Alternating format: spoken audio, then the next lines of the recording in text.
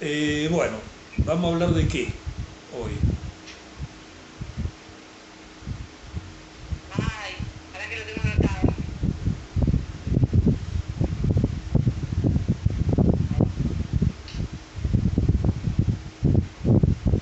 Yo me acuerdo que hace un par de encuentros había quedado pendiente también hablar de toda la cuestión del deseo y cómo entrar en eso. Pero bueno, hace bastante. Me acuerdo que lo tengo anotado en un cuaderno. Del deseo.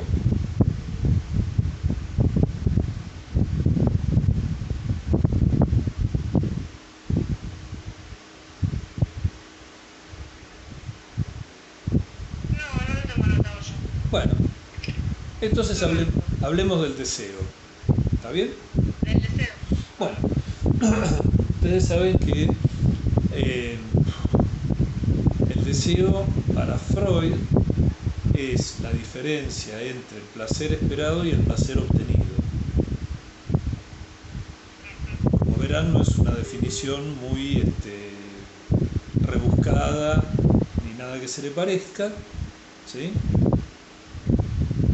La diferencia de potencial entre el placer esperado y el placer obtenido es lo que se define como deseo.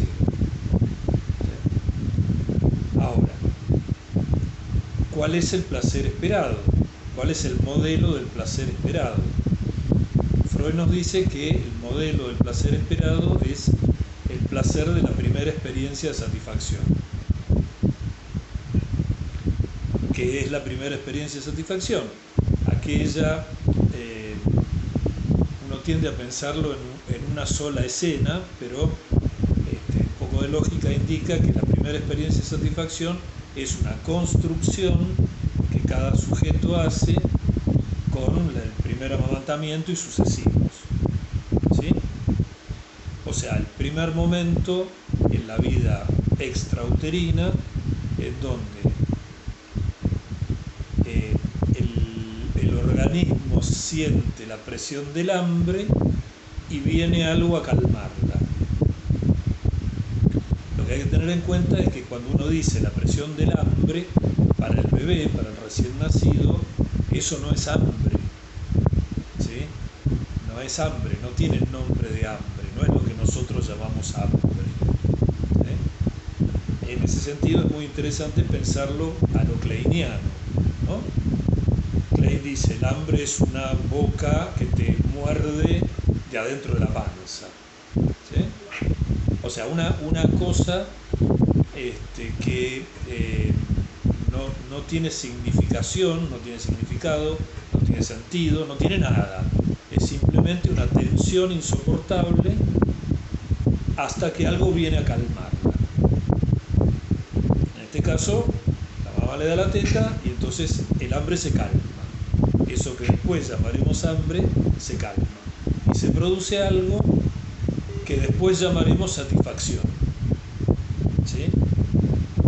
Se produce el acto satisfactorio, pero no la significación de la satisfacción. La satisfacción como concepto vendrá después, mucho después. Por ahora lo que tenemos es un organismo en estado naciente, digamos, algo que todavía no es un ser humano, es un cachorro humano, ¿sí? Que sufre una necesidad imperiosa y obtiene algo que la viene a calmar. ¿Sí? A esto le llamamos la primera experiencia de satisfacción. ¿Cómo se, cómo se compone esta primera experiencia de satisfacción? Bueno, hay primero la sensación de que esa necesidad imperiosa se calma. ¿Sí? O sea, hay una tensión que desaparece. Asociado a esta tensión que desaparece hay la sensación de la leche corriendo por la boca y la garganta, el olor de la madre, la textura del pecho, la blandura, ¿no? La sensación de estar apoyado en algo blando, tibio, con un aroma particular. ¿Sí? Entonces, la primera experiencia de satisfacción se constituye con esta gestalt. ¿Sí? No es solamente la sensación de hambre, o sea, esa imperiosa necesidad que desaparece y se calma. Asociada a ese calmarse se arma esta gestalt de olor, textura, temperatura, de sonido, ¿no? La mamá hablando mientras le da la teta, ¿sí? La imagen borrosa de la cara de la madre. Entonces recuerden que los chicos aprenden a mirar, ¿sí? No es que un bebé nace y abre los ojos y ve como vemos nosotros, ¿sí? Hay una maduración del proceso, que las vías sensitivas y motoras no están bien iniciadas, entonces lo que un bebé ve es una mancha borrosa. Pero esa mancha borrosa participa de la gestalt de la primera experiencia de satisfacción. Esa primera experiencia de satisfacción es el origen y el modelo de todas las satisfacciones posteriores. Es la impronta contra la que se mide cualquier satisfacción posterior. De ahí no es muy difícil deducir que cualquier satisfacción posterior va a ser menor que esa primera, ¿sí? Porque es la primera y entonces deja una marca, y porque además viene a calmar esta primera necesidad imperiosa del bebé, ¿sí? Eso la constituye como una marca, ¿sí? Como algo que a partir de ese momento, de ese instante, va a hacer muchas cosas. Por ejemplo, inaugura la temporalidad, ¿sí? La primera experiencia de satisfacción inaugura una serie de necesidades imperiosas que son calmadas, ¿sí? Y esto abre la dimensión temporal del asunto, ¿sí? Por eso es una buena idea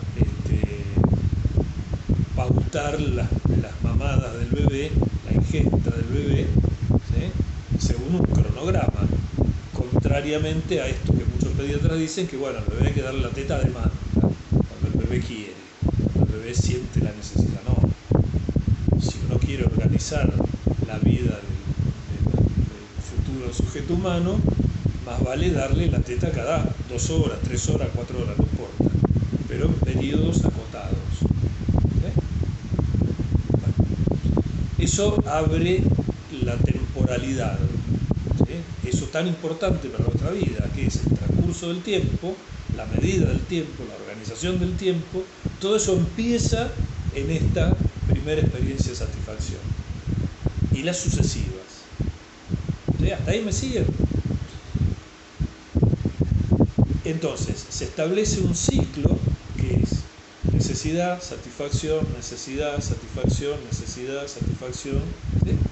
En la medida que este ciclo se repita, y se repita más o menos en lapsos parecidos, al bebé se le va armando el primer reloj, sería, ¿sí? El pibe empieza a medir el tiempo, sin saberlo, por supuesto, estamos hablando de un bebé, en términos de necesidad-satisfacción. Si esta necesidad-satisfacción se produce a intervalos más o menos regulares, se le organizará la temporalidad de una manera más o menos regular. Fíjense que las personas no tienen enormes dificultades para distinguir el paso del tiempo. Algunas sí, pero la mayoría de nosotros neuróticos tenemos cierta regularidad, ¿no? Que no es solo biológica. Bueno, primera experiencia de satisfacción entonces, que es el modelo, el patrón, la matriz elemental de todas las satisfacciones posteriores que se van a comparar con esta. Y como las satisfacciones posteriores que se comparan con esta nunca pueden ser tan satisfactorias,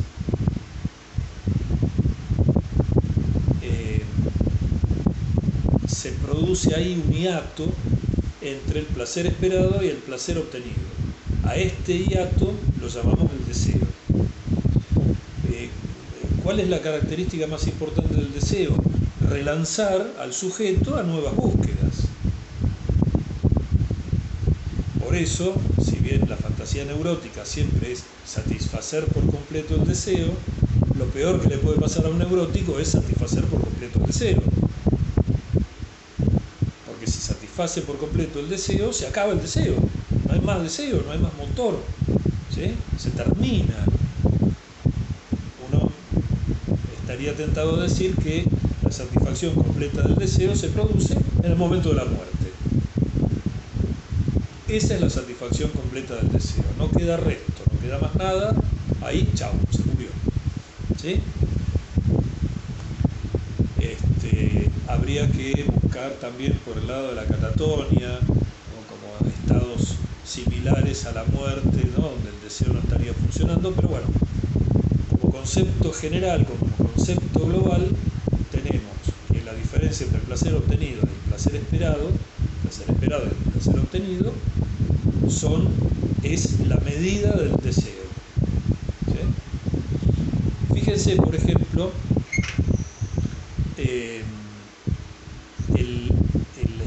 la cuestión del deseo y la satisfacción sexual, ¿sí? Que es nuestro prototipo de lo que es la satisfacción. Un sujeto cualquiera empieza a tener deseos sexuales, ¿sí? Ese deseo se incrementa, alcanza un máximo, se produce el orgasmo y entonces la tensión sexual cae hasta muy cerca de cero. Depende de cómo haya sido esa experiencia. Cuanto mejor es la experiencia, más cerca de cero cae la tensión, más satisfactorio es el coito, el orgasmo, ¿sí? Y más tiempo tarda en reiniciarse, digamos, el ciclo. Ahora, si el orgasmo fuera absolutamente satisfactorio, ¿sí? No habría relanzamiento del deseo. Los franceses al orgasmo le llaman la pequeña muerte, ¿sí? Con razón. El orgasmo es lo más cercano que conocemos a la muerte. La muerte pensada como la descarga completa del psiquismo. ¿Sí? O sea, en el momento en que el psiquismo se descargó por completo, ya no queda resto, ahí se produce la muerte. Entonces tenemos el orgasmo,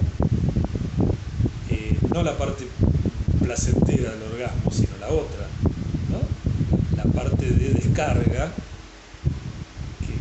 que es necesaria para el placer, ¿sí? Pero esa caída cerca de cero de la tensión es lo más cercano que conocemos a la muerte. La representación más cercana que tenemos de la muerte es esa. Ustedes saben que Freud habla de que la muerte propia es irrepresentable. Uno puede pensar de que se van a morir los demás, pero uno no. Y si uno piensa en que se va a morir uno, este pensamiento siempre es teórico. ¿Sí? Todos sabemos que nos vamos a morir, yo también me voy a morir, pero no puedo pensar, no puedo representarme el hecho de estar muerto. ¿Sí? Es una representación negativa, no puede estar en el inconsciente. No hay representación inconsciente de la muerte propia. Incluso hay pacientes que tienen la fantasía, histéricos en general, que tienen la fantasía de morirse y entonces ver el velorio y el entierro y cómo la gente llora y quién está más triste y quién está menos triste y quién no le importa nada y quién viene solamente para... Espera que termine, te digo. ¿Sí? Ahora, en esta fantasía, que en general es bastante masoquista, la gente sufre y llora pensando que se ha muerto y los demás lloran y sufren, implica la supervivencia del yo pensante. ¿Sí? Si uno se muere, no puede ver quién va al velorio, porque está muerto. ¿Está bien? La creencia en el alma inmortal tiene las mismas raíces. La imposibilidad de pensar la muerte propia. ¿Qué me vas a preguntar?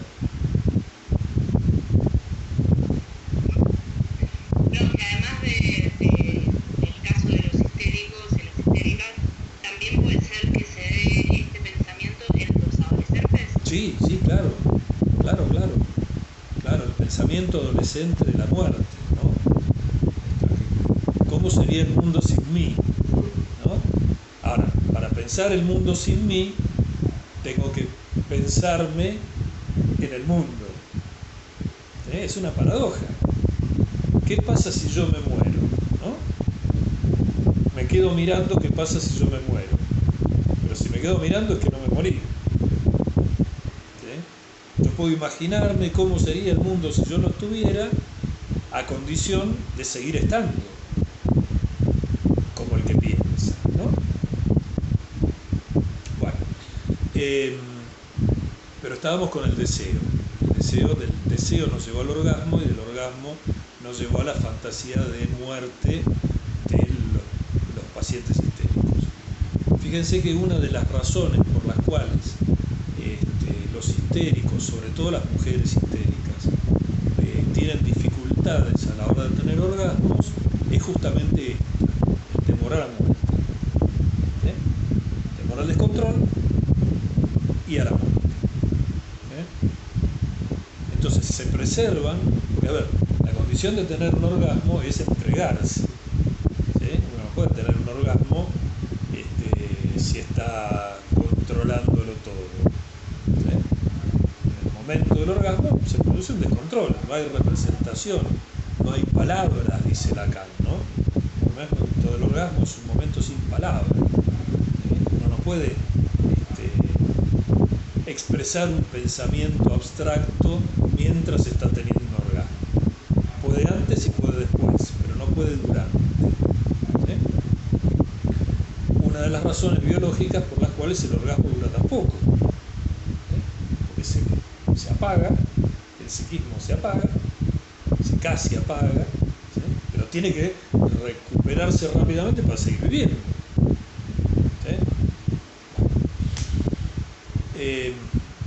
Esto trae un problema marginal que es interesantísimo, que es el problema del orgasmo femenino.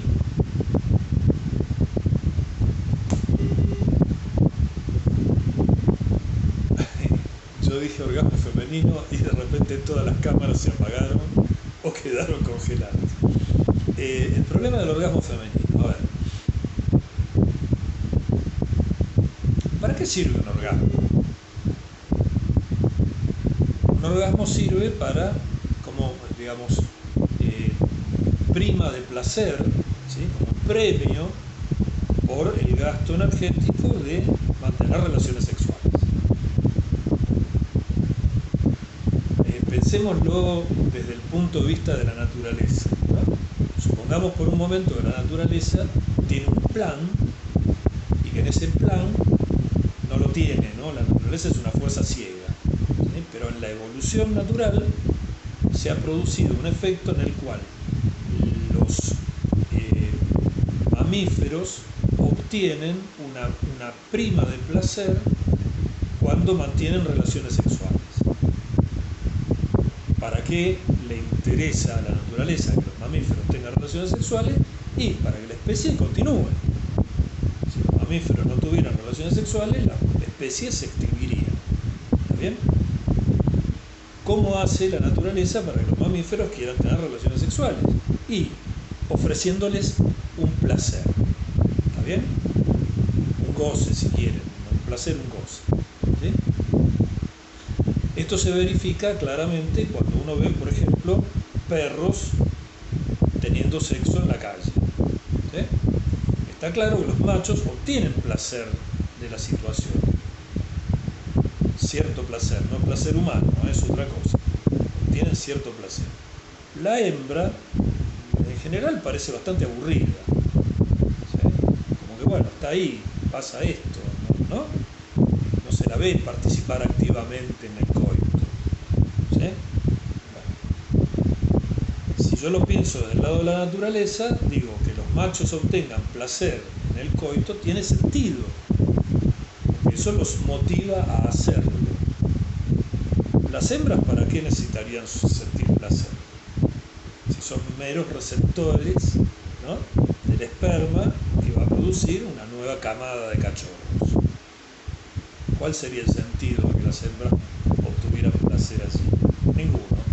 eso las perras no lo obtienen. Bien. Vamos a los humanos entonces. ¿Sí? Los humanos somos mamíferos. ¿Mamíferos evolucionados? Sí. ¿Mamíferos pensantes? Sí. ¿Mamíferos que tenemos un sistema simbólico? Sí. ¿Mamíferos que como tales hemos pervertido todas las cuestiones biológicas inherentes al ser mamífero? Sí. Estamos de acuerdo en todo esto. ¿Sí? Inventamos el amor. Inventamos la guerra. ¿Sí? ¿Ustedes se imaginan una guerra entre perros? Que dos bandos de perros, por ejemplo, no sé, los gran daneses por un lado y los rottweiler por otro entren en guerra y entonces todos los gran daneses se peleen contra todos los rottweiler, impensable. Puede haber una pelea de perros, pero nunca una guerra de perros. El único animal que guerrea es el humano. El único animal que se enamora es el humano. ¿Sí? Perversiones de funciones naturales. Como mamíferos, o sea, en el plano de lo biológico, es entendible que los varones tengamos esa prima de placer que nos impulsa, que nos compele a continuar con la especie, es decir, a esparcir nuestra semilla. ¿Sí? Bueno, la hembra humana, uso a propósito el término hembra humana, porque estoy hablando de lo biológico, obtiene placer del coito. ¿Cómo se explica esto? ¿Sí? Si me permiten un mito antropológico, yo puedo entender que los varones, allá en el tiempo de las cavernas, hayan necesitado obtener una prima de placer para atrapar, someter y tener coito con una hembra humana, y no hayan empleado esas mismas energías en cazar un antílope, ¿sí? Que después se podían comer, o sea, recuperar la energía utilizada. La energía utilizada en el coito no se recupera. Y entonces, ¿por qué un varón neandertal hubiera preferido tener coito con una hembra neandertal en vez de salir a cazar un antílope? ¿Sí? El cazar el antílope brinda supervivencia individual. ¿Sí? Tener coito brinda supervivencia de la especie. Bueno, ¿ven la diferencia?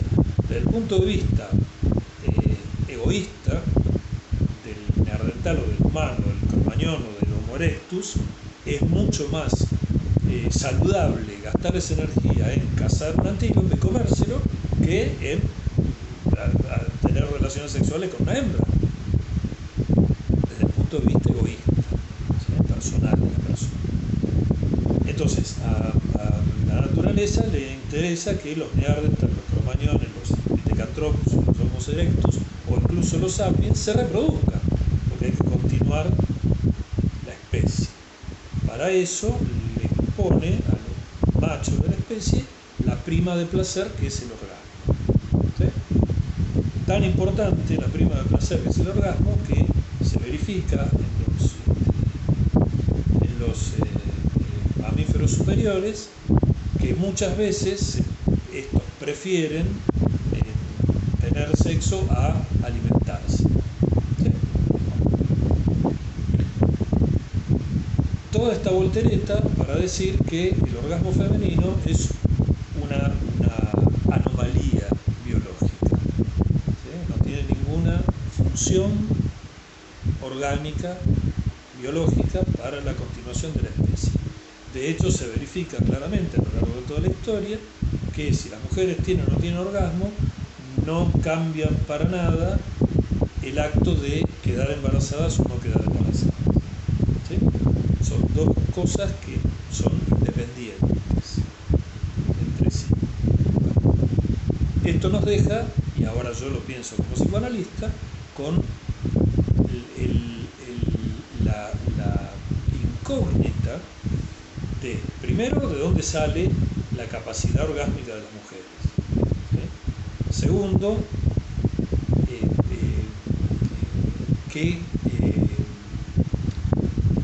a cuento de que las mujeres tienen orgasmo.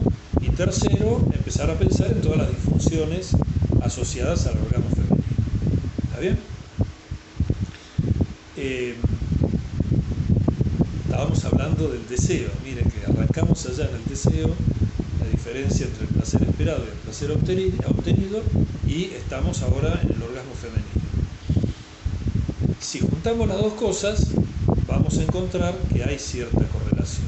O sea, las mujeres humanas también son humanas, ¿sí? También sufren la primera necesidad imperiosa, impostergable, también obtienen la primera experiencia de satisfacción, ¿sí? Y por lo tanto, las experiencias de satisfacción posteriores al no alcanzar el nivel de la primera, producen el deseo. ¿Está bien? Esa producción del deseo las va a obligar a ustedes, mujeres, lo mismo que a nosotros varones, a seguir adelante en la vida. En eso somos iguales, ¿sí? Porque somos humanos, ambos.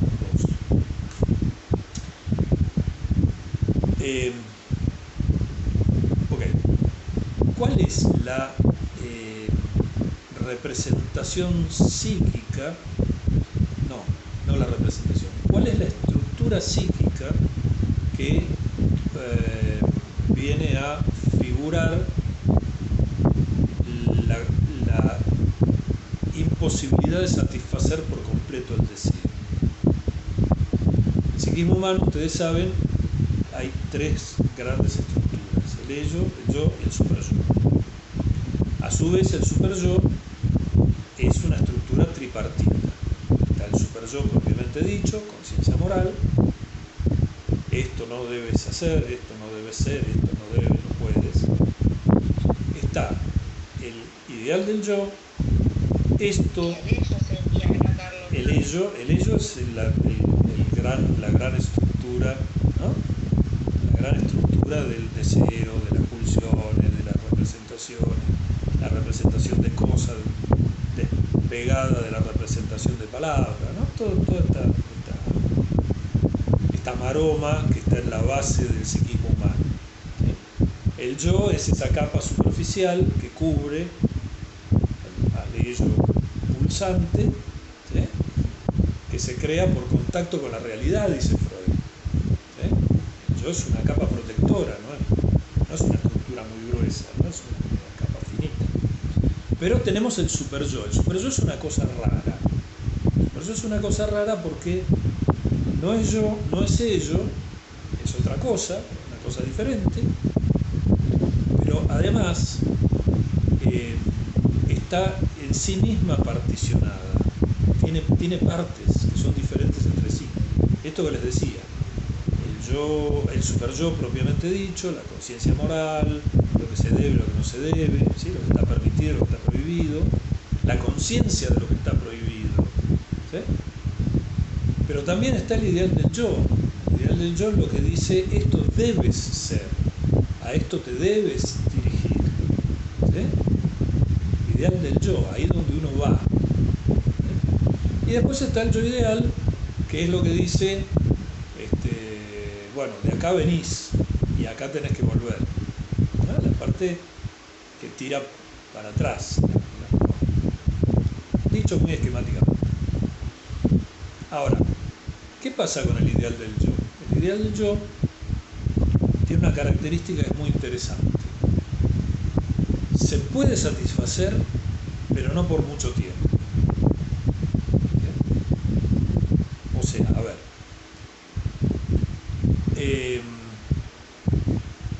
en algún momento de mi vida yo decidí que quería ser psicólogo. Y entonces, ¿qué hice? Me metí a estudiar psicología.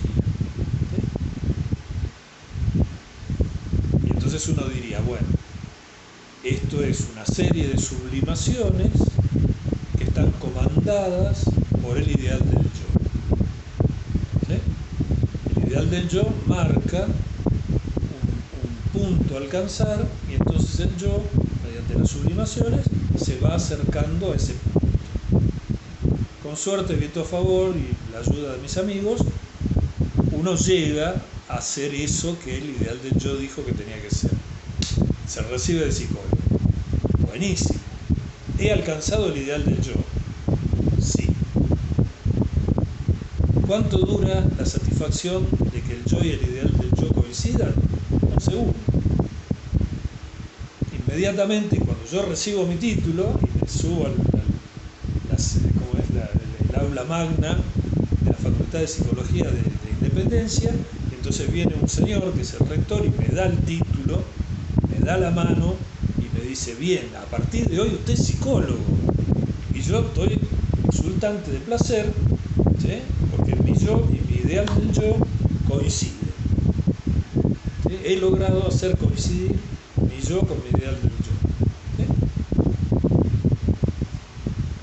Inmediatamente después me bajo del escenario con mi diploma en la mano y ya está, ya pasó.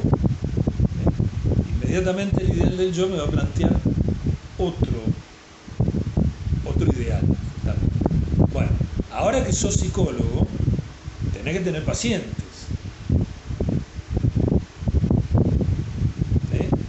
Y entonces me relanza a nuevas sublimaciones. Entonces, ¿yo qué hago? Me empiezo a relacionar con colegas, o me junto con los que eran compañeros míos de estudio, ¿sí? O me anoto en un curso de técnica psicoanalítica, o qué sé yo, hago un montón de cosas, me hago imprimir tarjetitas que dicen Carlos Torta, psicólogo, y el número de teléfono. Empiezo a hacer un montón de cosas para perseguir ese ideal nuevo que tengo. Y en algún momento yo recibo mi primer paciente. Y entonces de vuelta, ¿no? El yo y el ideal del yo vuelven a coincidir. Yo otra vez estoy como que, ¿no? Qué bien, lo logré, lo he logrado. Por supuesto, inmediatamente el ideal del yo dice: sí, muy lindo todo, pero ahora tenés que tener 5 pacientes. Con uno no alcanza, ¿no? Entonces uno empieza otra vez a remar, ¿no? Como remar el dulce de leche para alcanzar esos 5 pacientes. Después el ideal del yo dirá: bueno, está bien, pero ahora tenés que lograr vivir de la profesión. Y uno sigue remando el dulce de leche para alcanzar la cifra de pacientes necesaria para ganar suficiente dinero como para vivir de la profesión. Y cuando uno finalmente alcanza eso, bueno, vive en Argentina, entonces viene la inflación y te borra todo lo que hiciste, tenés que seguir remando, ¿no? Pero en términos de super yo, de yo super yo, uno siempre se pasa la vida remando para alcanzar cosas que se supone que satisfacen al ideal del yo. Lo notable es que cada vez que uno alcanza o cree haber alcanzado esta satisfacción, el ideal del yo se corre, ¿sí? Exactamente igual que con el deseo. O sea, uno cree haber alcanzado la satisfacción del deseo, pero inmediatamente el deseo resurge, renace, ¿sí? Y entonces uno otra vez va persiguiendo eso que cree que va a ser satisfacer el deseo. ¿Está bien? Es muy cruel esto, porque uno se pasa la vida persiguiendo algo que nunca va a alcanzar, ¿sí? O que alcanza parcialmente, que va alcanzando pero después ya no está ahí, ¿no? Hay una vieja fábula del pájaro azul, no sé si se la... No, seguro que no se la acuerda. Bueno, nada, no importa el cuento, el asunto es que el tipo tenía que conseguir el pájaro azul, ¿sí? Entonces entra en una habitación que está llena de pájaros azules, millones de pájaros azules. Entonces el tipo agarra uno y no, ese no era, agarra otro y no, ese no era. Y no importa cuántos agarre, ninguno era. Siempre el pájaro azul estaba fuera de su alcance. El tipo se pasa la vida agarrando pájaros azules, pero ninguno era el verdadero y el bueno, ¿sí? Nuestra hipótesis es que cuando él alcance y agarre el verdadero y el bueno, en ese momento se va a morir, porque va a haber satisfecho por completo el deseo, ¿sí? fíjense de qué manera les estoy subvirtiendo la idea de la muerte. Uno está acostumbrado a pensar que la muerte es una cosa horrible, terrible, espantosa, el final de todo, es un sufrimiento, ¿no? Todas estas cosas que uno tiene metido en la cabeza de chiquito, que ahora son ciertas. Pero en general, cuando uno se muere, no la pasa bien. ¿Sí? En general uno se muere porque está enfermo, porque lo pisa un tren. ¿Sí?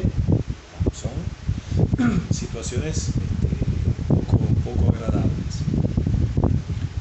Pero en términos económicos, psicoanalíticos, la muerte es la satisfacción total. Freud dice por ahí, cuando teoriza la pulsión de muerte, ¿no? Él dice, la vida transcurre entre una nada y otra nada. La nada de antes del nacimiento, la nada después de la muerte. En el camino, pulsión de vida, eros, y pulsión de muerte, tánatos, están en permanente relación. ¿Sí? Relación, él no dice lucha. Dice lucha en alguna parte, pero el concepto es que están en relación, están entrelazadas. ¿Sí? Pulsión de vida y pulsión de muerte están entrelazadas. Tomemos, por ejemplo, uno de los actos más vitales que uno puede hacer en la vida: comer. ¿Sí? Uno come. Comer es rico, es satisfactorio, te llena la pancita, te tranquiliza, te da ganas de dormir la siesta. ¿Sí? Lindo, pancita llena, corazón contento, está bueno. Si además uno come en buena compañía, mucho mejor, se hace más agradable. Si no hace el acto mecánico de ingerir alimento, como los animales, sino que además hay todo alrededor una parafernalia simbólica. Bueno, voy a cenar con mi chica, entonces mantelito lindo, mesita redonda, velas, ¿no? Vinito rico, comidita bien hecha. Fíjense qué lejos que estamos del león comiéndose al mordisco el ciervo que cazó, ¿no? Antílope. Bueno, hay toda una construcción humana alrededor de la ingesta de comida. Entonces uno dice, wow, qué bueno, mirá cuánta pulsión de vida, mirá cuánto eros que hay en esto. ¿Sí? ¿Y dónde está la pulsión de muerte? ¿Dónde está Tánatos acá? No está en ningún lado. ¿No? ¿Qué acto más vital que es este de comer y hacer de la comida un ritual y cocinar la comida, ¿no? Hay un libro de Levi-Strauss interesantísimo que se llama Lo crudo y lo cocido. ¿Sí? Él hace una antropología de la comida, en estas dos categorías: lo que se come crudo y lo que se come cocido. Entonces, bueno, toda una elaboración, ¿no? Hay programas de televisión donde la gente compite por a ver quién hace el mejor plato, el plato más elaborado, más rico. ¿Sí? Fíjense cuánto eros alrededor de un acto tan sencillo como es ingerir alimento, necesario para sostener la vida. Bueno, ¿y dónde está Tánatos? ¿Dónde está la pulsión de muerte? La pulsión de muerte siempre está. Por ejemplo, el acto de masticar, eso que hacemos todo el tiempo para comer, es un acto tanático. ¿Sí? Recuerden que eros, pulsión de vida, lo que hace es armar estructuras cada vez más complejas. ¿Sí? Y tánatos, la pulsión de muerte o de destrucción, me gusta más de destrucción, lo que hace es desligar, ¿sí? Reducir a sus componentes elementales. Cuando uno mastica un alimento, lo que está haciendo es reducirlo a sus componentes elementales. ¿Sí? Corta el cacho de bife de chorizo, se lo lleva a la boca, lo mastica, lo rompe todo. Lo hace pedacito, chiquito, cada vez más chiquito. ¿Sí? Necesario para que el proceso de digestión se lleve a cabo correctamente. Cuanto más roto está el alimento, más fácilmente se digiere. Por eso los chinos dicen que hay que masticar 40 veces cada yang antes de pasar al gym, ¿no? Bien, todo bien rotito, bien despedazadito, para hacer una mejor digestión. Pero este acto de romper la comida para poder digerirla es un acto tanático, no va en la unión de los elementos, al contrario, va en su desintegración. ¿Sí? Si me permiten jugar un poco con la idea, por ejemplo, hacer un licuado de banana con leche es un acto tanático. ¿Sí? En un sentido, uno empieza con leche, banana y azúcar y termina con una cosa ahí amorfa. ¿Sí? Un acto tanático. Que son ricos los licuados, está bueno, se incorporan, está buenísimo. Pero en la preparación de la comida hay mucho de acto tanático. Empezando por que alguien tuvo que matar a la vaca. ¿Sí? Matar la vaca, cortarla en pedazos, venderme la tira de asado. Entonces yo voy y la pongo en el fuego, ¿no? Y después la corto en pedacitos para servirla. ¿Ven cómo lo erótico y lo tanático están necesariamente implicados aún en actos tan eróticos como comer? Bueno, la pulsión de dominio, dice Freud, es lo más cercano a la pulsión de muerte que tenemos sin serlo. ¿Sí? Bueno, está bien. Me fui un cachito por las ramas, qué raro yo, ¿no? Siempre para el lado de los tomates. Ahora bien, 42 minutos hablando del deseo, la pulsión de vida, la pulsión de muerte, el orgasmo femenino, etcétera, etcétera, etcétera. Y ustedes me dirán, ¿y para qué me sirve todo esto en la clínica? Si yo no recuerdo mal, este grupo se constituyó alrededor de que yo les cuente mi experiencia en relación a la clínica, a atender pacientes. Bueno, ¿qué tiene que ver el deseo con atender pacientes? Y todo que ver.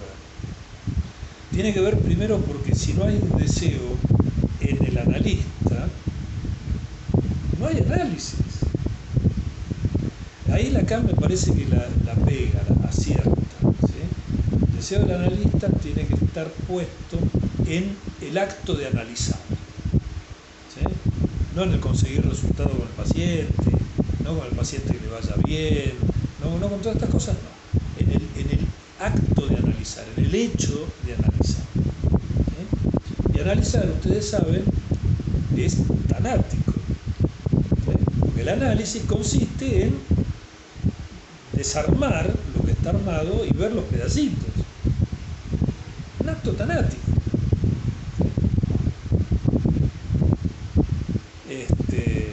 Que sirve porque el psiquismo humano tiene la compulsión a asociar. ¿Sí?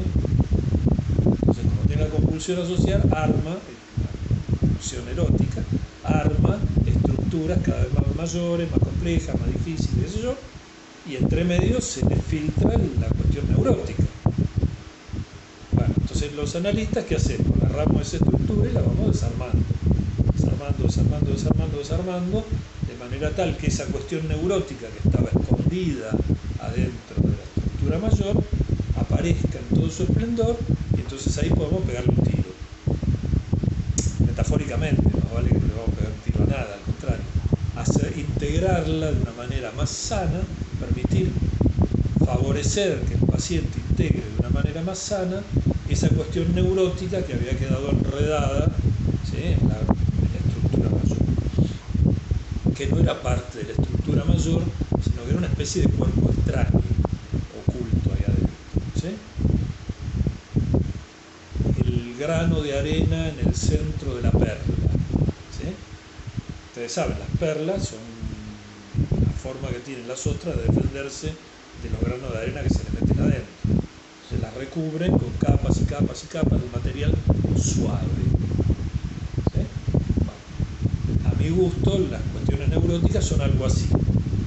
¿Sí? Atrás de la teoría mejor elaborada, uno siempre se tiene que preguntar, bueno, ¿qué grano de arena, ¿no?, qué dificultad neurótica hizo que esta persona armara alrededor esta teoría elaborada, esta sinfonía que compuso, este poema maravilloso. ¿Sí?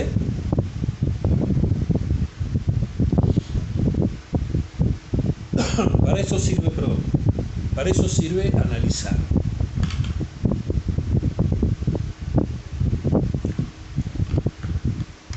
Muy poco elegante mi manera de tomar agua, pero bueno. Para eso sirve analizar. Ahora, el deseo mío, el deseo como analista, yo sostengo que se puede desplegar solamente en dos áreas. Primero, el acto mismo de analizar. Pero hay otra área donde mi deseo tiene permite desplegarse. Es en el deseo del dinero. Por supuesto que yo quiero analizar y en lo posible hacer que ese paciente logre vivir mejor. Pero no es lo único que yo quiero. Yo quiero vivir de mi profesión. Quiero que los pacientes me paguen y con eso que me pagan yo pagaré el gas, la luz, a mi analista, ¿no? Entonces, esos dos elementos son donde mi deseo puede expandirse, ¿sí? En analizar y en cobrar. Una razón más por las cuales los tratamientos gratuitos están condenados al fracaso. Si yo no cobro en dinero, voy a tender a cobrar en alguna otra cosa. Y cualquier otra cosa en la que yo tienda a cobrar es nociva para el paciente. Dicho sintéticamente, si no me paga con dinero, voy a esperar que me pague con amor.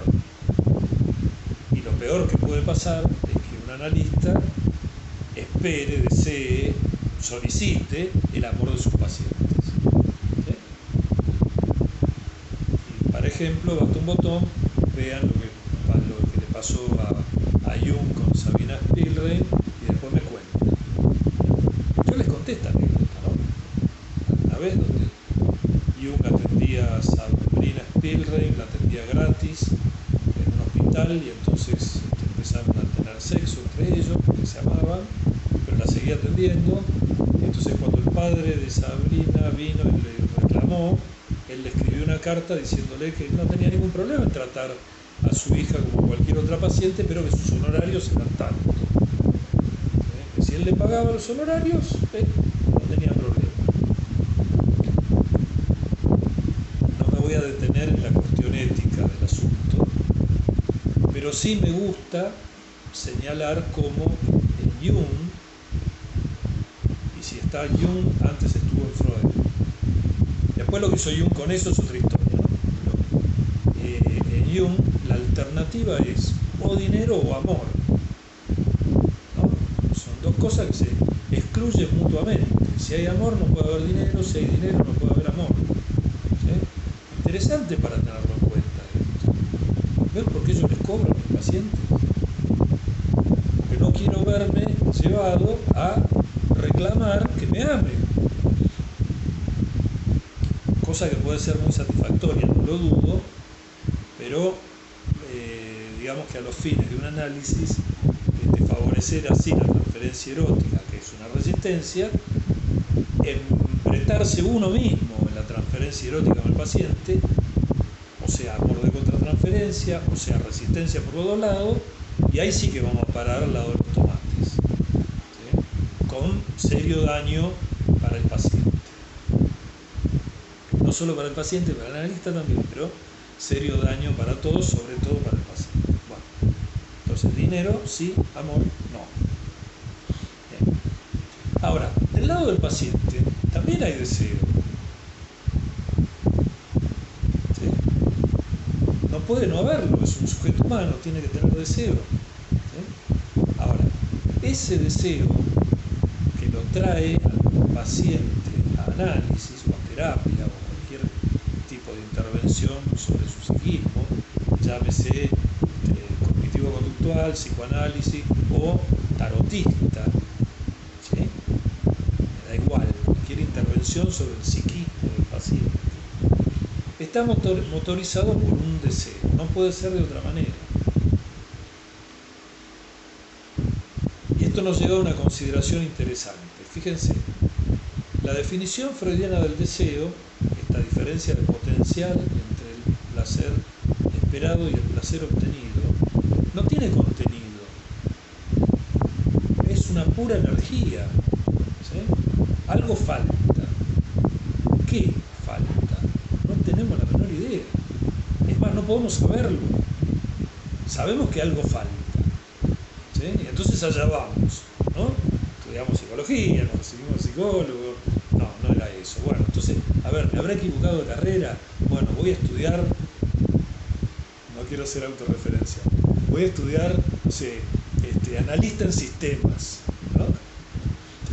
Me dedico, me recibo de analista en sistemas, yo, y no, esto tampoco era. Bueno, no será la cuestión del estudio, será que me tengo que casar y tener hijos. Bueno, voy, me busco una buena mujer, me caso, tengo hijos, y en algún momento, y no, tampoco era esto. O sea, sí era esto, sí era psicología, sí era analista de sistemas, sí era el amor y el matrimonio, sí eran los hijos, pero siempre algo falta, ¿sí? Siempre algo falta. Y cuando uno ha probado muchas cosas y eso sigue faltando, más tarde o más temprano se le ocurre la peregrina idea de que una terapia, no sé, una bruja, una tarotista, mano santa, algo de este orden, puede calmar esa ansia que nos hace ir para adelante todo el tiempo.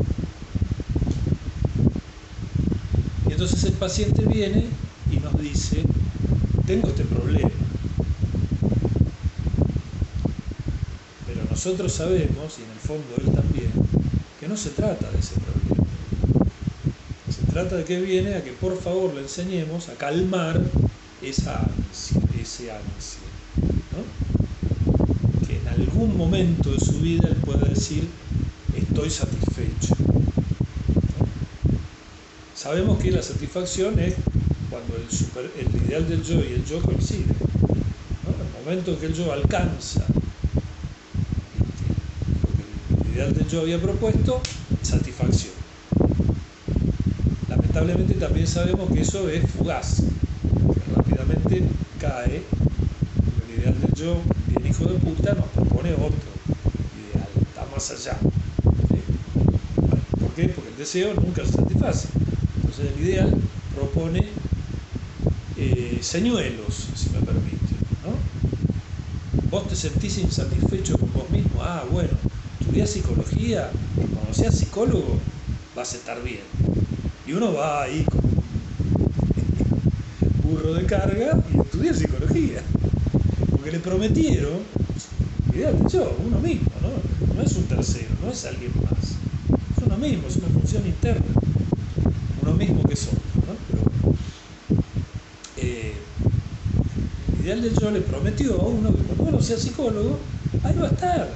Con eso va a ser suficiente, va a estar bien.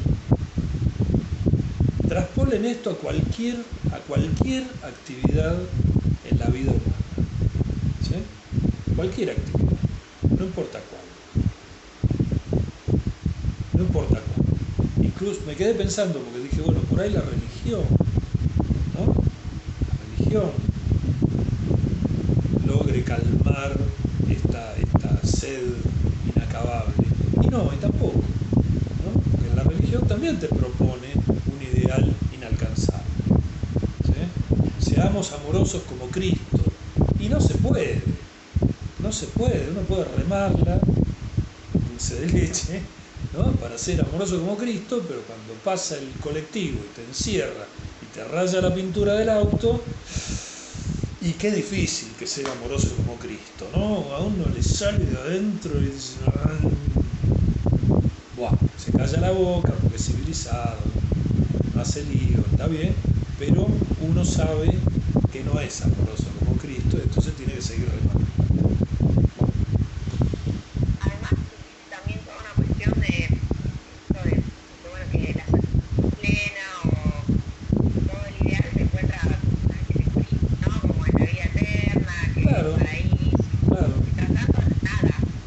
Sí, sí, está bien. Sí, sacate, esforzate, ir. Sí, bueno, esa es la trampa de la religión, ¿no? Siempre el paraíso está más allá, después de la muerte. ¿O por qué será después de la muerte? ¿No?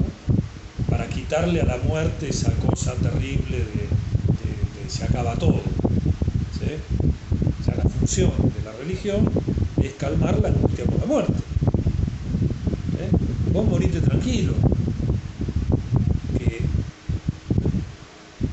pasada la muerte hay una vida eterna, vas a vivir para siempre. Bueno, no importa.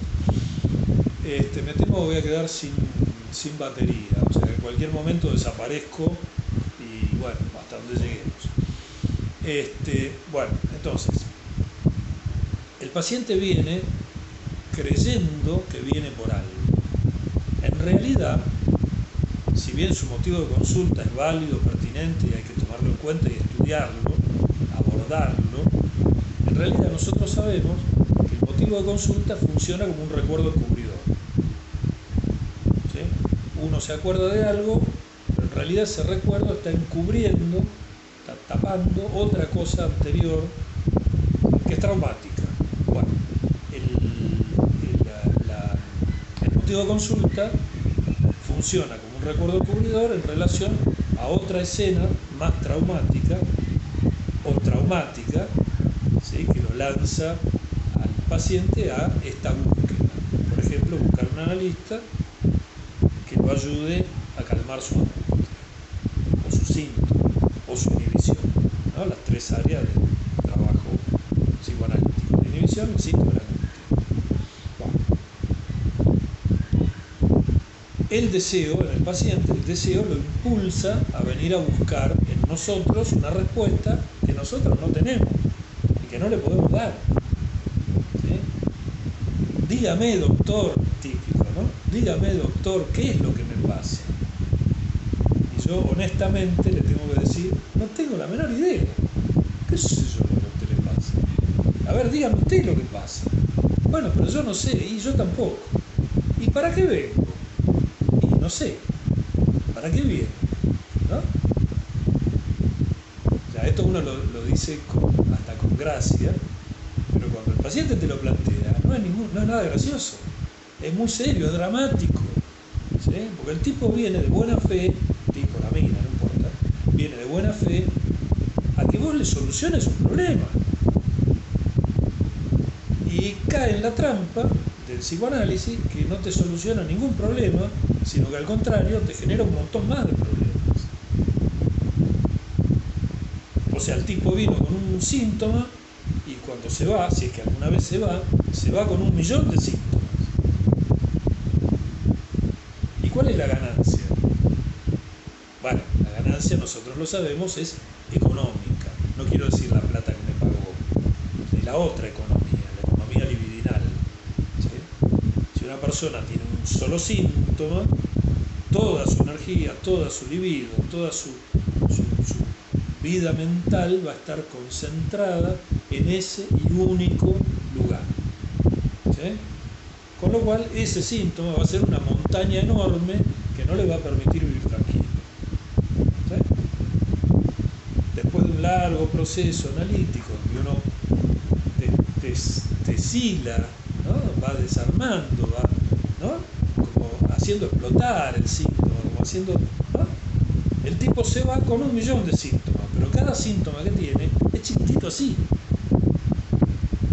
Y la verdad no le molesta. No le molesta. El otro, el primero, el que trajo esa montaña de roca que trajo, ese sí le impedía vivir. Estos chiquititos no le impiden vivir. Por ahí a alguno le molesta más que otro, pero lo va a llevar. ¿Sí? Bueno. Yo les digo esto y fíjense qué lejos estoy del atravesamiento del fantasma, ¿no? De esas fórmulas grandilocuentes, teóricas, ¿no? ¿Qué querrá decir atravesamiento del fantasma? Cambio de posición subjetiva del sujeto. ¡Wow! Bueno, no, mira, sí, puede ser, no digo que no, pero a mí lo que me interesa, de verdad, es que el tipo venga sufriendo y se vaya sufriendo menos. Sufriendo menos. No va a dejar de sufrir. El sufrimiento es inherente a la vida del ser humano. ¿No? Freud lo dice, bueno, desde 3 distintos lugares nos acecha el sufrimiento, ¿no? El mundo que es cruel y no nos toma en cuenta, la decadencia corporal, ¿no? Ya la escribió de viejo, ¿no? La decadencia corporal que nos amenaza con la extinción y las relaciones con otros seres humanos que inevitablemente producen dolor. Bueno, entonces es imposible. Uno puede hacerse ermitaño, es decir, no me relaciono con la gente, así no me duele. ¿Sí? Puedo decir, bueno, me meto en una burbuja de aire acondicionado y entonces no tengo frío ni calor, ni hambre, ni sueño, ni nada. ¿Sí? El mundo no me jode, pero uno envejece y contra eso no hay joda. ¿Sí? Entonces el cuerpo le dice a uno, ¿sabe qué? Toda tu estrategia falló, porque vas a envejecer igual. ¿Sí? Por lo menos uno de los 3 siempre está. En general los 3, no uno de los 3. Pero bueno. Bueno, entonces, el sufrimiento es inherente a la condición del ser humano. Pero una cosa es el sufrimiento y otra cosa es el sufrimiento neurótico. ¿Sí? Ejemplo, yo sé que me voy a morir, en algún momento va a ocurrir. ¿Sí? No tengo representación inconsciente de mi muerte, pero sé racionalmente que en algún momento me voy a morir. ¿Sí? Eso me duele porque me encantaría seguir vivo. ¿Sí? Tanto que hacer y tan poco tiempo, ¿no? Tanto que estudiar, tanto que leer, tanto que ver, tanto que amar, y bueno, nada, 20, 30 años más y a la fosa. ¿Sí? Me produce un sufrimiento. Ahora, si yo entrara en esta cuestión neurótica de que me voy a morir y entonces empiezo a protegerme y empiezo a evitar contacto con la gente porque me puede dañar y empiezo a quedarme encerrado, el señor Burns, ¿no? Las uñas largas, los pelos largos, tirando aerosol porque los microbios, ¿no?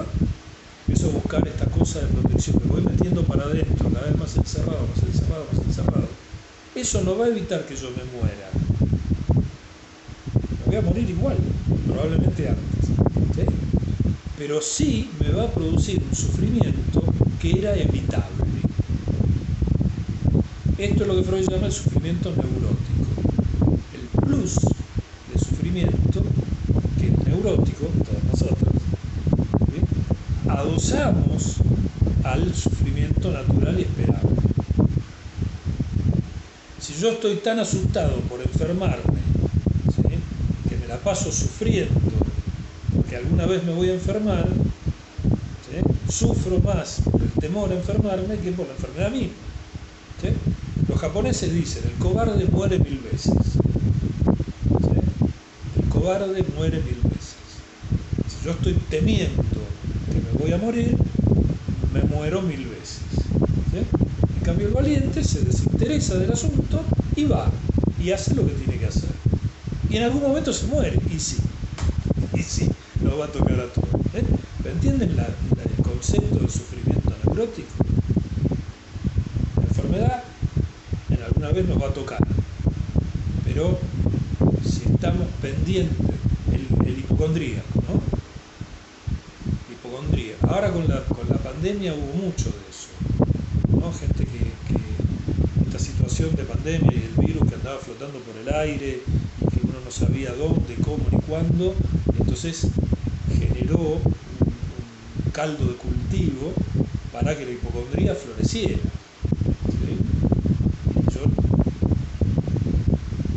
Paciente que se iba con triple barbijo y máscara delante al chino a comprar.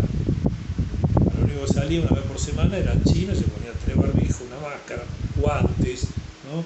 Y entonces entraba las cosas y sacaba el alcohol le tiraba alcohol a todo, y se lavaba las manos y se pasaba alcohol en gel, ¿no? Y sacaba la ropa y la ponía a lavar, ponía ropa limpia, ¿no? Bueno, sí, un poco de precaución había que tener, más vale, obvio, pero esa cosa exagerada a uno lo hace sospechar que algo de la sexualidad de esa persona está en juego en esos actos, ¿sí? Recuerden que el síntoma es la sexualidad neurótica. ¿Está bien? Razón de más para que los neuróticos vengan diciendo me quiero curar y después hagan todo lo posible para no curarse. Que es un fenómeno que en la clínica se ve todo el tiempo. Absolutamente todo el tiempo. No, doctor, yo sufro mucho, doctora, yo sufro mucho, yo me quiero curar, bueno, bien, a ver, bien, está bien. Bueno, y lo que pasa es que yo vivo en una situación de mierda, porque mi familia, todos, yo me tengo que ocupar de todo. ¿Sí? Ajá, ¿y por qué no deja de ocuparse de todo? No, ¿cómo voy a dejar de ocupar de todo? Si yo no lo hago, no lo hace nadie.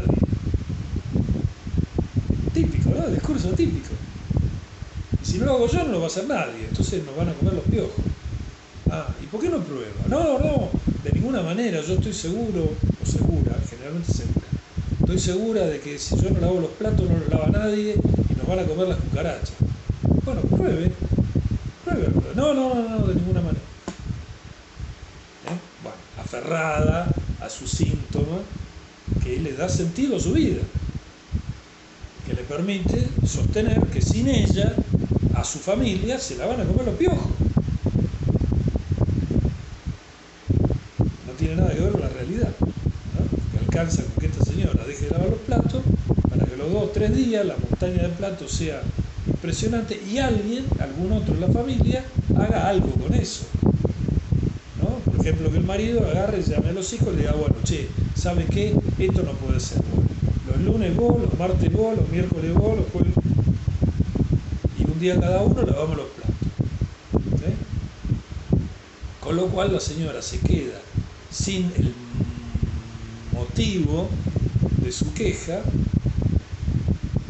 pero pierde también la causa de su ilusión de ser indispensable para la familia. Entonces tiene que empezar a replantearse su postura ante la familia.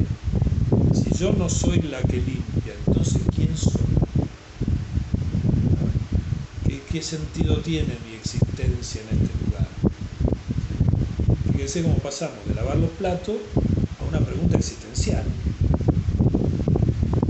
Los neuróticos en general le escapamos como a la peste a las preguntas existenciales. Son incómodas. Ahora, ningún análisis, ningún tratamiento psicológico puede alcanzar un final más o menos exitoso si el paciente no se hace preguntas existenciales. Que no hace falta que sean del grado de abstracción de por qué es el ser y no mejor la nada. ¿Sí? No hace falta. No importa ¿no? ¿Sí? Pero a ver, el paciente que viene y me dice, yo tengo la fantasía que de viejo voy a ser un ninjera, que me voy a vivir revolviendo basura para comer. Entonces uno tiene que... Bueno, ¿por qué? Y no sé, pero yo sé que más tarde o más temprano yo voy a ir a parar ahí. Ah, bueno. ¿Y por qué no lo hace ahora? Total, ¿no? Años más, años menos. Entonces ahí se empieza a desarmar la cuestión. ¿Por qué no lo hace ahora? ¿Qué satisfacción sería? ¿No? ¿Por qué linchera? ¿Sí? ¿Por qué revisar la basura? ¿No? Uno empieza a desarmar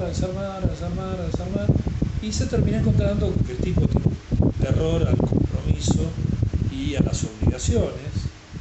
¿Sí? Le tiene casi una cuestión de espanto a que alguien dependa de él. Claro, linchera, nadie depende de linchera, ¿no? Tiene un pánico mortal a que alguien le venga a reclamar algo. ¿Sí? Claro, lillera nadie le reclama nada. ¿Qué le van a reclamar a la lillera? Entonces la figura de lillera termina cobrando sentido, ¿sí? Ojo que el tipo dice que lo asusta la idea de lillera, ¿eh? No es que le gusta. Él dice, voy a terminar así, hecho mierda, un lillera, ¿no? No importa lo que haga en la vida, más tarde o más temprano me va a tocar esta. Y lo asusta la idea. Sin embargo, cuando uno analiza lo suficiente, resulta que la figura de lillera, que lo asusta, al mismo tiempo lo satisface porque cubre una serie de cuestiones a las cuales él le teme.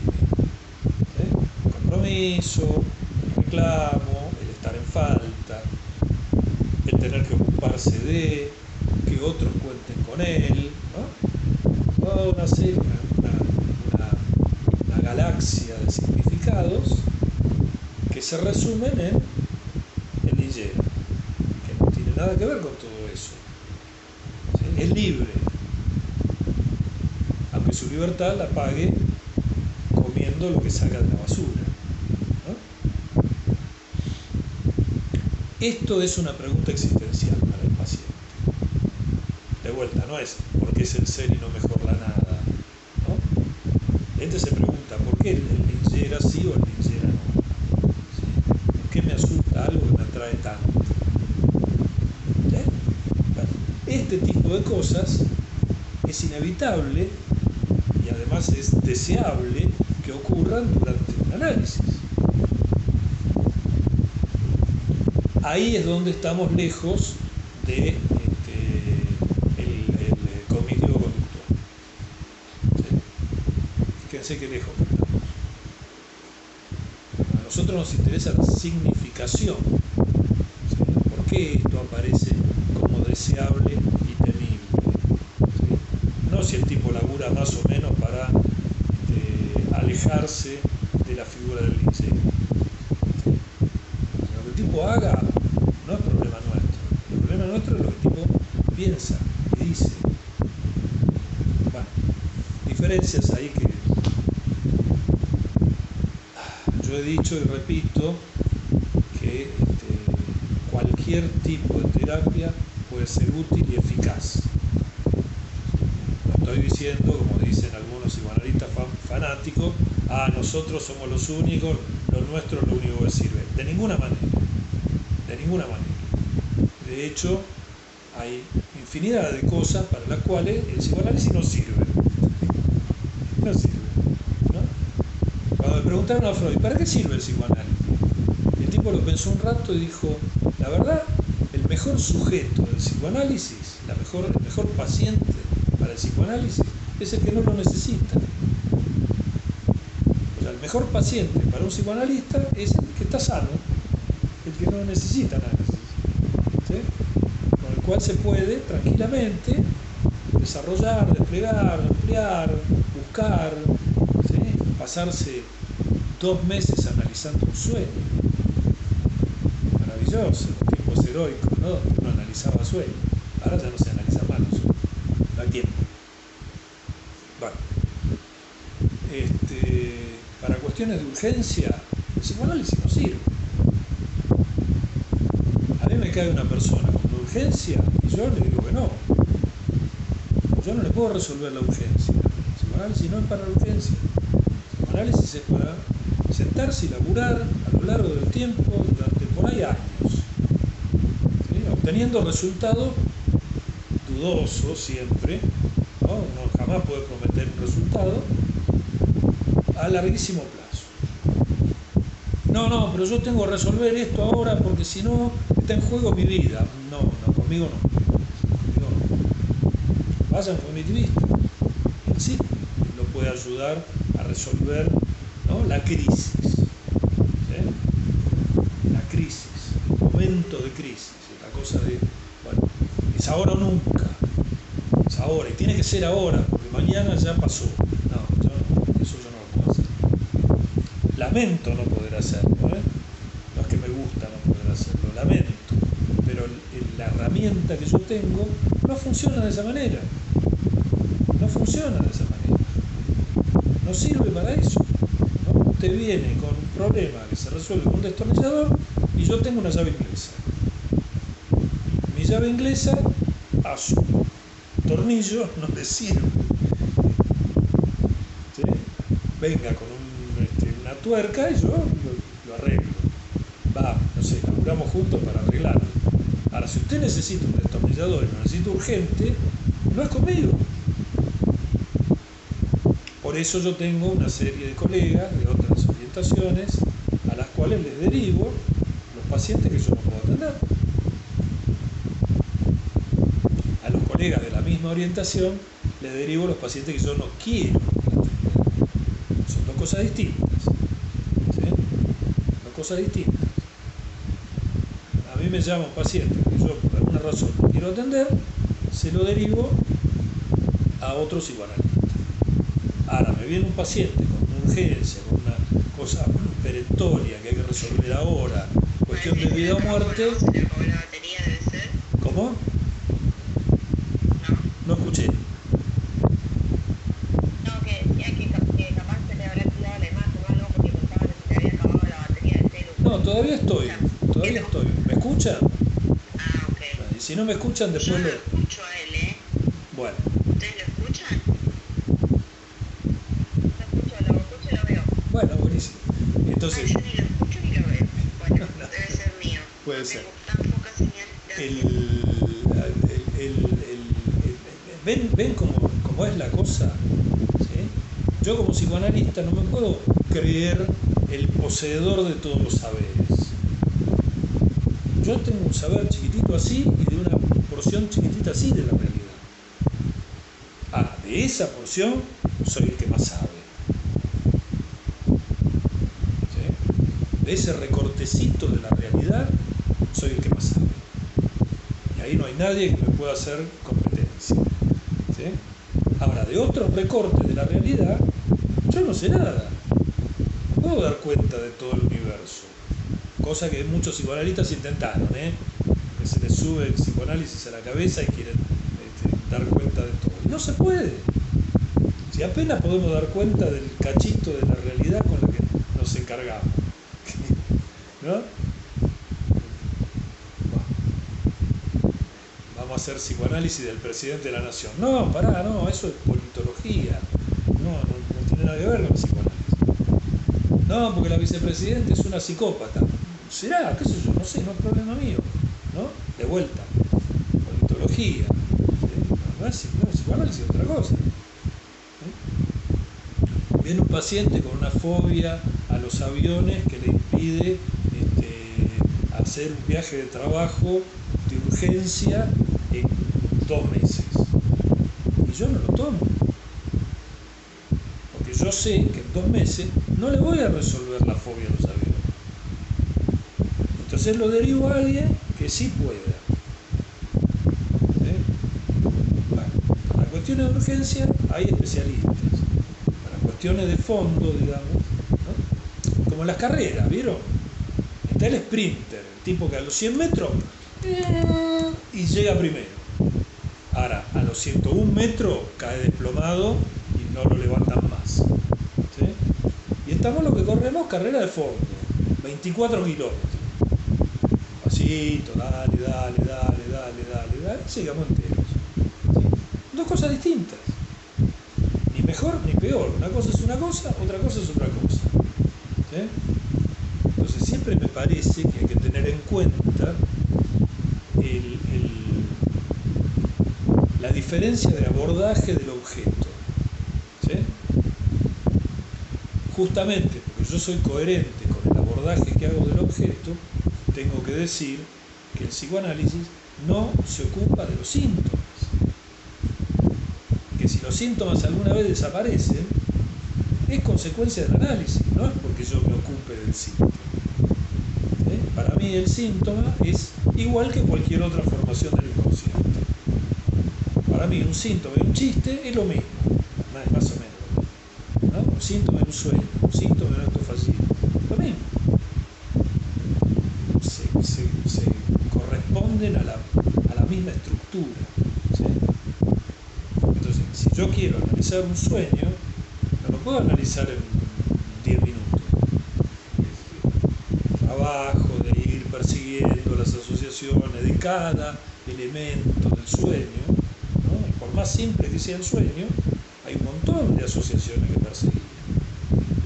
Armar toda la arborización de las asociaciones respecto de todos los elementos del sueño. Y después asociar las asociaciones, ¿sí? Todo eso va configurando una red que a la larga, allá en el fondo, en el límite, va a confluir en algo que llamamos el deseo del sueño. ¿Está bien? Entonces alcanzamos el deseo del sueño después de un arduo trabajo, que por ahí nos llevó, no sé, 10 sesiones, 8 sesiones. ¿Sí? Fíjense qué distinto que es esto al trabajo sobre el síntoma. Tengo fobia a los aviones. Bueno, vea, vaya con otro, conmigo no va a poder. Por lo menos no en 2 meses. Yo me voy a tomar 2 meses en empezar a conocerlo, ¿sí? Empezar a saber cómo piensa, cómo le funciona, ¿no? Esta maquinaria maravillosa e infernal que es el psiquismo humano. ¿Qué relaciones tiene usted con la ley? ¿Qué relaciones tiene con el deseo? ¿No? ¿Cómo se maneja con las relaciones interpersonales? ¿Sí? ¿Cómo le va en la cama cuando se va a hacer el amor? ¿Sí? A ver, con su trabajo, ¿cómo se lleva? ¿Qué relaciones tiene con su jefe, con su subordinado, con sus compañeros de trabajo? ¿Qué va a desplegar todo esto? No, pero espere, yo necesito que me cure la fobia. Por ahí, a la larga, allá en el kilómetro 22, ahí usted va a descubrir que su fobia tenía un sentido, que ese sentido ya no tiene sentido y que su fobia desapareció. Pero no en 2 meses. Yo estoy seguro que en 2 meses no le puedo hacer desaparecer el síntoma. Y bueno, no lo voy a tomar en tratamiento. Si usted viene por su fobia, yo no lo puedo tomar en tratamiento. Me corrijo. Si usted viene por su fobia y tiene la necesidad imperiosa de no tener más esa fobia de acá a 2 meses, yo no lo puedo tomar. Le puedo recomendar un colega que sí lo puede tratar, ¿sí? Que tiene otra representación del psiquismo humano, que tiene otra forma de encarar la cuestión, que tiene otras herramientas que para mí están fuera del alcance, ¿sí? Y que sí, por ahí, con suerte, viento a favor y, ¿sí?, una ayudita de mis amigos, hace que en 2 meses usted se pueda subir un avión. Puede ser, pero yo no puedo hacer eso. Y fíjense que justamente por esto yo aborrezco el concepto de la caja de herramientas, ¿sí? Viste, una cosa tan meneada, ahora quizás no tanto, pero hace unos años, la caja de herramientas. Yo soy ecléctico y entonces y ahí me estoy yendo. Bueno, cuando me vaya del todo me iré. Soy ecléctico y tomo de todas las teorías, de todas las prácticas, de todas las clínicas, tomo herramientas y las empleo de acuerdo a lo que el paciente necesita. Y no. Si yo soy psicoanalista, pienso el psiquismo humano de una determinada manera. Y todas mis intervenciones van a ser coherentes con esa manera de entender el psiquismo humano. No puedo agarrar una técnica de la Gestalt, que tiene otra concepción del psiquismo humano, y trasplantarla a mi clínica psicoanalítica. Voy a estar haciendo un pastiche, ¿sí?, nocivo además. Digo la Gestalt porque es una teoría que yo conocí de joven, estudié, pensé, qué sé yo. No puedo, porque son 2 teorías diferentes del funcionamiento del psiquismo humano. ¿Sí? Lo mismo cuando viene un gestáltico y me dice, pero yo interpreto. No, pará, ¿cómo interpretás? O sea, vos sostenés la hipótesis del inconsciente dinámico. No, pero cada tanto una interpretación le mando. No, mirá, eso es una chantada. Es una chantada, no se puede hacer. Se puede, de hecho hay un montón de colegas que lo hacen, ¿sí? Pero a mí me parece, en mi humilde o no tan humilde opinión, que es una chantada, ¿no? Que si uno sostiene una teoría del psiquismo humano, debería trabajar con esa teoría y ninguna otra.